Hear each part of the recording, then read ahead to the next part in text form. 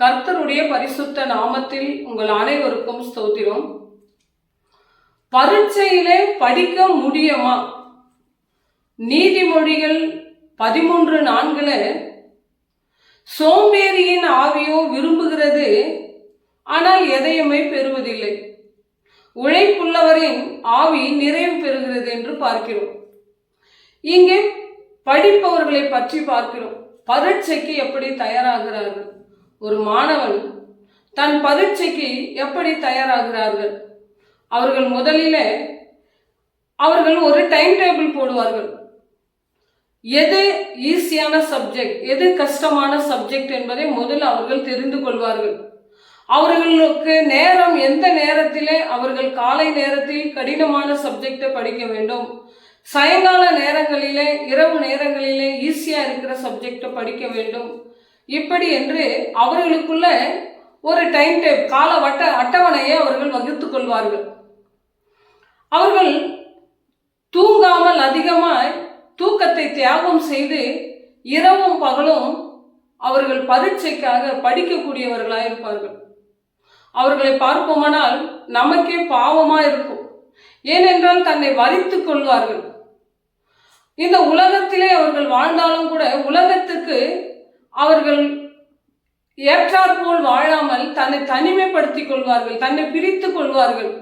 உலகத்தில் இருக்கக்கூடிய சந்தோஷமான காரியங்கள், உலகத்தின் சிற்றின்பங்கள், உலகத்தின் ஆசைகள், இவைகள் எல்லாம் அவர்கள் தள்ளிவிட்டு இவர்கள் அந்த நேரத்தை எல்லாம் வீண் செய்யக்கூடாது, செலவு செய்யக்கூடாது என்பதற்காக நேரமே அவர்களுக்கு போதாததினால் தன் பரீட்சைக்காக மாணவர்கள் தன்னை தயார் செய்து கொண்டிருப்பார்கள். அவர்களை பார்ப்பீர்களானால் அவர்கள் சாப்பாட்டில் கூட அதிகமாக ஈடுபாடு இல்லாமல் இருப்பார்கள்.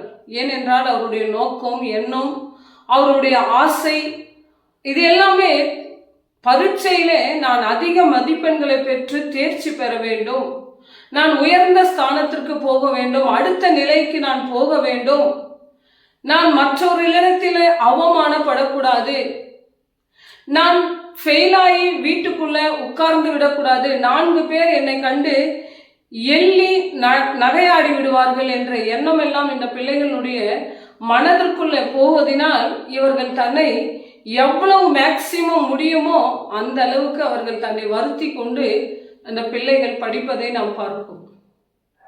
சில பிள்ளைகள் அதை செய்யாமல் அவர்கள் மனம் போன போக்கிலே கீழ்ப்படியாமல் அவர்கள் நேரத்தை எல்லாம் உலகத்திலே உலக சிநேகிதங்களினால் செலவு செய்து, உலக ஆசைகளினால், உலக காரியங்களினால் அவர்கள் நேரங்களை வீண் செய்துவிட்டு பரீட்சைக்கு போகும் பொழுது அவர்கள் மிகவும் பயத்துடனும் நடுக்கத்துடனும் குழப்பத்துடனும் பரீட்சைக்கு நுழைவார்கள். ஆனால் நன்றாக படித்து தேர்ச்சி பெறுவேன் என்ற தைரியத்துடன் போகிற ஒரு மாணவன் அவன் பயமின்றி பரீட்சைக்குள்ள நுழைவான். ஆனால் சரியாக படிக்காத பிள்ளைகளோ குழப்பத்துடன், நடுக்கத்துடன், பயத்துடன் அந்த பரீட்சைக்குள்ள நுழைவதை நாம் பார்க்கிறோம். அதே போலதான் நம்ம வாழ்க்கையில கூட நம் தேவன் நமக்காக பரிசுத்தம் என்னும் வாழ்க்கையை இந்த உலகத்தில் வாழ்வதற்கு நமக்கு அனுமதித்திருக்கிறார். இந்த உலகத்திலே வாழ்கின்ற வாழ்க்கையிலே தேவனுக்கு பயபக்தியாய், கீழ்ப்படிந்தவர்களாய், விசுவாசத்திலே நிலைத்திருக்கக்கூடியவர்களாய், தேவன் சொல்லிக் கொடுத்த கட்டளைகளை மீறாமல் அதை கை கொண்டு நடக்கக்கூடியவர்களாய், பாவம் எது, பரிசுத்தம் எது, எப்படி வாழ வேண்டும் என்ற விதிமுறைகளை நமக்கு சொல்லிக் கொடுத்திருக்கிறபடினால் அதன்படி நாம் கீழ்ப்படிந்து நடக்கக்கூடியவர்களாய், நம்முடைய பரிசுத்தத்தை வீண் செய்யாமல் உலக ஆசைகளிலே, உலக சிநேகிதங்களிலே, உலக சிற்றின்பங்களிலே நம் நேரத்தை செலவழிக்காமல் தேவன் நம்மை காணுகிறார். நாம் என்ன செய்தாலும், எங்கே போனாலும் வந்தாலும் நம் ஆலோசனைகள் எல்லாவற்றையும் அவர் அறிந்திருக்கிறபடியினால் நாம் எதை குறித்தும் யோசிக்காமல் உலக பாவத்தில் விழுந்து போய்விடக்கூடாது. நம்மை பரிசுத்த வாழ்க்கையை நம்மளுக்குள்ள காத்து கொள்ள வேண்டும். எப்படி இந்த மாணவன் பரீட்சை எழுதுகிறானோ நமக்கும் கூட உயிர் உள்ள நாள் வரைக்கும் நாம் பரீட்சை எழுதி கொண்டுதான் இருக்க வேண்டும். இந்த உலகம் என்னும் பள்ளிக்கூடத்துல நம்மை தினம் தினம் நம்ம பரீட்சை செய்து பார்க்க வேண்டும்.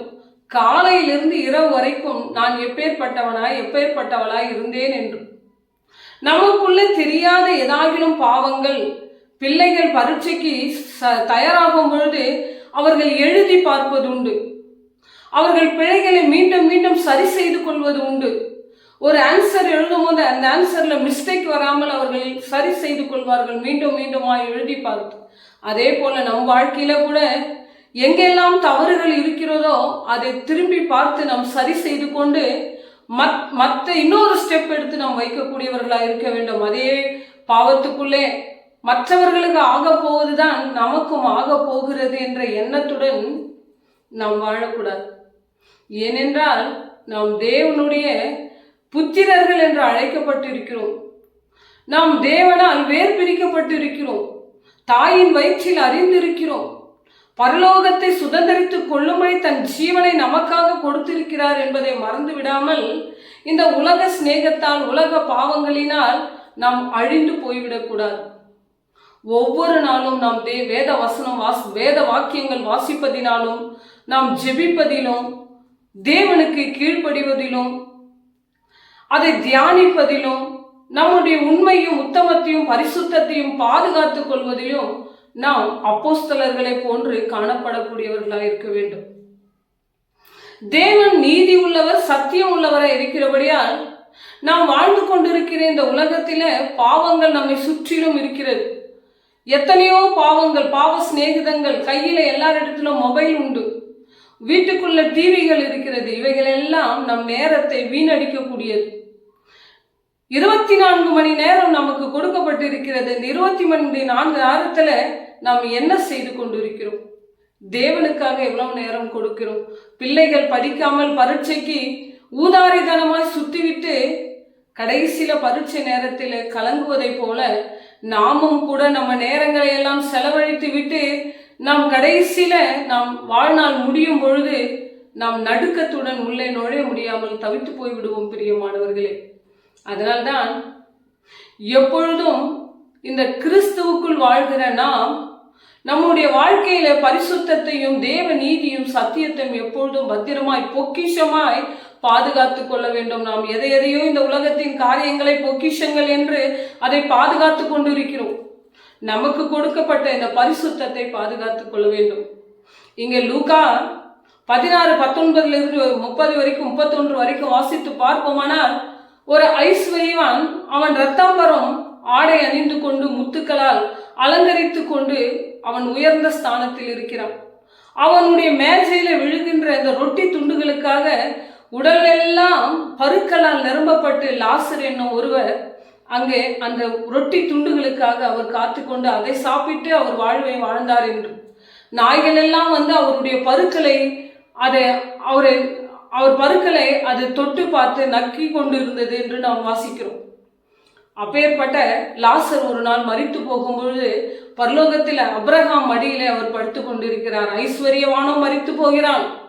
அப்பொழுது ஐஸ்வர்யவான் அவன் அக்னியினால் சுடப்பட்டு கொண்டு அப்ரஹாம் மடியிலே லாசர் படுத்து கொண்டிருப்பதை கண்டு, இங்க வறட்சி நிமித்தம் வெப்பத்தின் நிமித்தம் என் உடல் எல்லாம் சூடாகிறதே, ஐயா எனக்கு லாசருடைய விரல் நுனியிலே தண்ணீரை தொட்டு என் நாவில் ஊற்றுங்கள், என் நாவெல்லாம் வறண்டு போகிறது என்று அவர் கேட்பதை நாம் அங்கே பார்க்கிறோம்.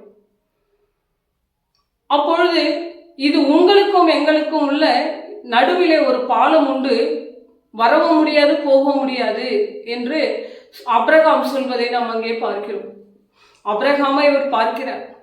மீண்டுமாய் அவரிடத்தில் கேட்கிறார், எனக்கு இன்னொரு விண்ணப்பம் உண்டு, எனக்கு 5 சகோதரர்கள் உண்டு, அவர்கள் இந்த உலகத்தில் இருக்கிறார்கள், அவர்களுக்கு போய் இப்பேற்பட்ட ஒரு வேதனையான இடம் உண்டு, இங்கே நீங்கள் வந்துவிட வேண்டாம், நீங்கள் எச்சரிக்கையா இருங்கள் என்று நான் போய் அவர்களுக்கு இதை குறித்து சொல்லிவிட்டு வருகிறேன், என்னை கொஞ்சம் அனுப்புங்களேன் என்று இந்த ஐஸ்வர்யவான் கேட்கிறார்.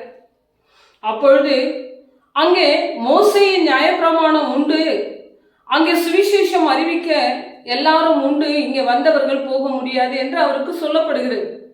அவர் பரீட்சையின் நேரத்தில் போய் நான் போய் படிக்கட்டுமா என்று அங்கே கேட்கிறார். பிள்ளைகள் பரீட்சை நேரத்தில் பரீட்சை நுழையும் பொழுது நீங்க பார்த்திருக்க முடியும், பரீட்சை வாயில பெல் அடித்திருக்கும். பிள்ளைகள் எல்லாம் வேகமாய் போய் அவர்கள் பரீட்சை எழுதக்கூடிய இடத்தில் அமர்ந்து விடுவார்கள். சில பிள்ளைகள் அப்பொழுதுதான் புக்கை எடுத்துக்கொண்டு புரட்டி கொண்டு இருப்பார்கள். ஏனென்றால் அவர்கள் சரியாக தன்னை ஆயத்தப்படுத்தவில்லை, பரீட்சைக்கான தயாரை அவர்கள் செய்து கொள்ளவில்லை. அதனால்தான் இப்பேற்பட்ட ஒரு நிகழ்ச்சி அங்கே நடக்கிறது. அவர்கள் போய் அங்கே இருக்கின்ற பரீட்சை ஆளுக்குள்ள நான் படித்து விட்டு வரட்டுமா என்று கேட்டால் அவர்கள் ரிஜெக்டட், அவங்களை அனுமதிப்பதில்லை. அவர்கள் பரீட்சைக்கு அவர் எழுதுவதற்கு அவங்களுக்கு அனுமதியை கொடுப்பதில்லை. அதே போலதான் நாமும் கூட இந்த பூமியில வாழும்பொழுது தேவனுக்குள் பரிசுத்தமாய் வாழவில்லைனால் நம்மளுடைய நிலைமை இப்படிதான் இருக்கும். அதனால்தான் பள்ளியில படிக்கின்ற மாணவர்கள் கஷ்டப்பட்டு சரியாக படிப்பார்களானால் பயமின்றி பரீட்சைக்குள்ளே நுழைவார்கள். அப்படி அவர்கள் சரியாக படிக்காமல் நான் போய் பரீட்சை நேரத்தில் கொஞ்சம் படித்து விட்டு வரட்டுமா என்று கேட்பார்களானால் அங்கே அவர்களுக்கு அனுமதிக்கப்படுவதில்லை. அதே போலதான் உலகம் என்னும் பள்ளிக்கூடத்திலே தேவனுக்கு கீழ்ப்படிந்து விசுவாசத்துடன் பயபக்தியுடன் பரிசுத்த வாழ்க்கையை நாம் வாழ்வோமானால் பரலோகம் என்னும் இடத்திலே பரீட்சைக்குள்ள நுழைவதற்கு நமக்கு அனுமதி உண்டு. மாறாக நான் சுவிசேஷம் சரியாக கேட்டுக்கொள்ளவில்லை, நான் அதன்படி நடக்கவில்லை, என்னை அனுமதியுங்கள், நான் போய் மீண்டும் சுவிசேஷம் கேட்டுவிட்டு அதன்படி என் வாழ்க்கையை வாழ்ந்து மீண்டும் திரும்பி வருவேன் என்று சொல்வோமானால் அங்கே அனுமதிக்கப்படுவதில்லை. எப்படி என்றால் அந்த ஐஸ்வர்யவான் என் சகோதரர்களுக்காக நான் போய் இந்த வேதனையான இடத்தில் வர வேண்டாம் என்று சொல்லிவிட்டு வருகிறேன், எனக்கு அனுமதிக்கிறீர்களா என்று கேட்ட பொழுது அவருக்கு எப்படி அனுமதி இல்லையோ அதே போலதான் நமக்கும் கூட பரலோகத்திலே பரிசுத்தம் இல்லை என்றால் நுழைவதற்கு அனுமதிக்கவில்லை.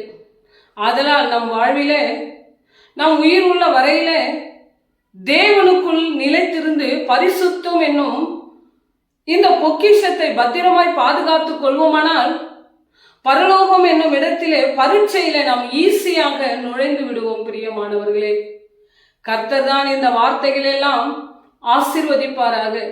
பிதாவாகிய தேவனாலும் கர்த்தராகிய இயேசு கிறிஸ்துவினாலும் உங்கள் அனைவருக்கும் கிருபையும் சமாதானமும் என்றென்றும் உங்களோடு கூட மாத்திரமே இருப்பதாக. ஆமென்.